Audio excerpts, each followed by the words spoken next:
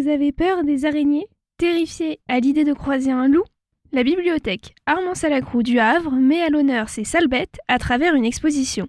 Lucie Laguet s'est prêtée au micro de Westrack pour une interview sur cette exposition « Sales bêtes, animaux mal aimés en bibliothèque ». Alors bonjour Lucille, merci pour cette entrevue. On va pouvoir commencer cette interview. Est-ce que vous pouvez tout d'abord vous présenter? Bonjour, merci pour cette entrevue. Je m'appelle Lucie Laguet, je suis la conservatrice du fonds patrimonial Armand-Salacrou à la bibliothèque du Havre. Comment est née l'exposition Sales bêtes? Tout d'abord, à partir de l'idée que les livres anciens ont des prédateurs naturels, que sont les rongeurs et les vers. Les rongeurs, les rats, mangent les papiers et les insectes également.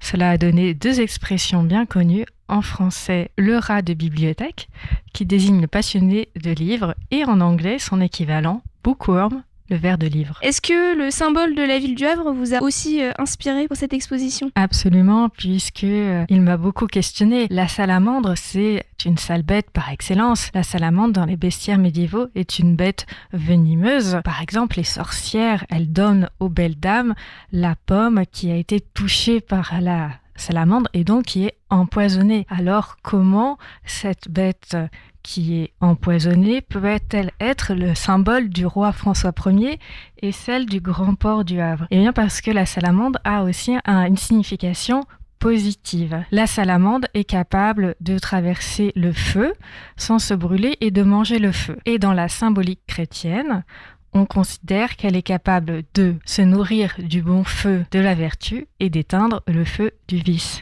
Et c'est en cela qu'elle est devenue le symbole de François Ier et ensuite de la ville qu'il a fondée, Le Havre. Très bien. Et donc, pourquoi on parle de sales bêtes? Pourquoi avoir choisi ce titre d'exposition?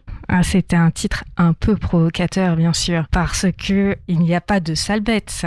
Il s'agit évidemment d'un plaidoyer pour les animaux mal aimés. Mais il faut le reconnaître, dans l'imaginaire culturel des êtres humains, il y a plus d'animaux mal aimés que d'animaux aimés. C'est la raison pour laquelle il était aussi beaucoup plus facile de parler des animaux détestés que des animaux adorés. Et c'est vrai que sur la détestation des animaux, il y a beaucoup à dire parce que c'est une histoire qui n'est pas simplement une histoire d'hygiène ou de protection des récoltes, c'est aussi beaucoup une histoire culturelle. Il y a des raisons culturelles derrière cette détestation de beaucoup d'animaux.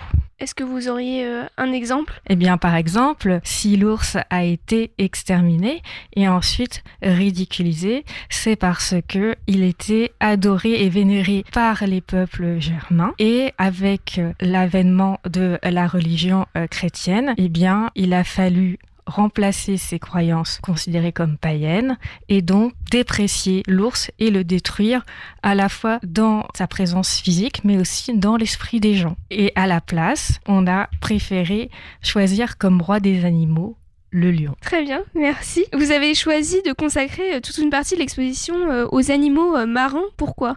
Alors, les animaux marins, c'est assez simple parce que on peut dire que quasiment tous les animaux marins au Moyen-Âge et à la Renaissance sont considérés comme des animaux des enfers parce que la mer est un élément maléfique par excellence.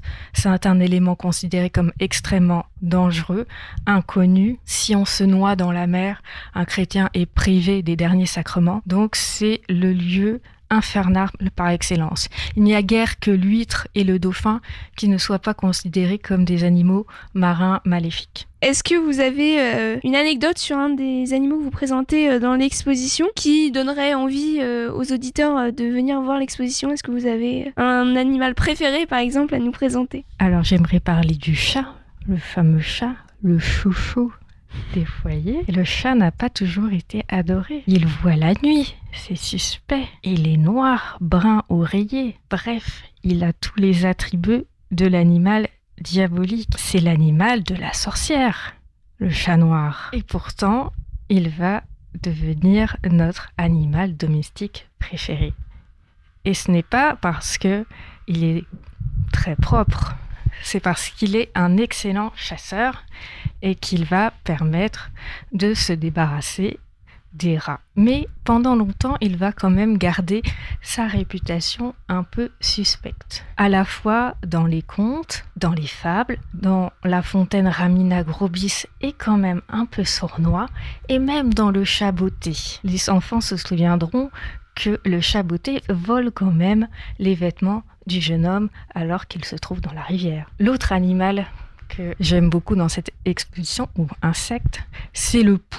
Il fallait quand même oser parler du pou dans une bibliothèque patrimoniale. Et pourtant, le pou a quand même tout son sens à la bibliothèque Armand Salacrou, dont le père, Camille Salacrou, avait créé la lotion La Marie Rose, qui est une lotion anti-pou. Il avait demandé au poète Robert Desnos de créer le slogan. Et ce slogan, c'était la mort parfumée des poux. Et puis, il faut savoir que le pou, la puce ont aussi beaucoup inspiré les poètes, car le pou et la puce sont vraiment les petits insectes de l'intime, de l'épouillage. Et c'est la raison pour laquelle on la retrouve, cette petite puce, aussi bien chez La Fontaine que chez Rimbaud ou encore Lautréamont. Vous avez parlé du Chat Botté, c'est une référence du coup pour les enfants. Est-ce que cette exposition elle est accessible aux enfants et comment vous avez mis en place cette attraction pour les enfants ? Cette exposition est aussi accessible aux enfants. Il y a à l'étage un espace qui leur est aussi dédié, un livret d'exposition est spécialement conçu à leur intention. Très bien. Merci. Vous avez aussi consacré une partie de l'exposition à un cabinet de curiosités. Pourquoi avoir choisi de représenter les insectes dans ce cabinet de curiosités ? Alors, on avait choisi déjà un espace un peu caché pour les araignées, car on avait en tête que la première phobie concernant des animaux est celle des araignées. Donc, on ne pouvait quand même pas décourager tous les visiteurs phobiques. C'était une des raisons. L'autre raison est que le cabinet de curiosité a un sens très important dans l'histoire des connaissances à la Renaissance, puisque à ce moment-là, on considère que collectionner tout ce qui est de l'ordre de la merveille, du miraculeux, qui suscite des émotions fortes, donne envie de savoir. Et on espère encore aujourd'hui à la bibliothèque que toutes ces collections extraordinaires donneront aux enfants envie d'en savoir plus. On est dans une bibliothèque. Vous avez donc utilisé des livres d'auteurs. Est-ce que vous pouvez nous présenter un ouvrage qui parle de Salbette ? Déjà, ce qu'on pourrait dire, c'est que dans cette exposition, quasiment l'intégralité des pièces viennent des fonds de la bibliothèque. Donc ça montre qu'on a vraiment des collections extraordinaires. Vous allez voir des livres de la Renaissance absolument merveilleux, avec des gravures d'une qualité exceptionnelle, des enluminures magnifiques, mais aussi des documents plus récents, effectivement, comme des manuscrits de Raymond Queneau, et notamment des manuscrits de son roman Un rue d'hiver, qui est un livre consacré entièrement au Havre. Il faut savoir qu'au départ, ce roman consacré au Havre, il avait pensé l'appeler Le Havre de Grâce, qui est l'ancien nom du Havre. Et dans ses manuscrits, il avait dessiné en couverture à la main une petite salamandre couronnée. Très bien, merci. Et ma dernière question sera, quelle est la morale de l'exposition ? Quel message vous voulez faire passer aux visiteurs ? La morale de l'exposition, c'est qu'il n'y a pas de sales bêtes. Elles sont toutes magnifiques. Toutes les représentations que vous pourrez voir dans cette exposition le prouvent. Et en comprenant pourquoi on peut avoir quelques a priori et quelles sont leurs sources dans notre histoire culturelle, on peut prendre un certain recul par rapport à ces idées reçues. Et cela doit pouvoir nous aider, je l'espère, à vivre davantage en harmonie avec les animaux qui nous entourent. Nous organisons le 6 avril une rencontre autour des animaux féroces, utiles ou extravagants. Donc le 6 avril à 15h, l'entrée est libre et gratuite. Une autre rencontre est prévue le 20 avril sur le thème rats et chats sur le port du Havre.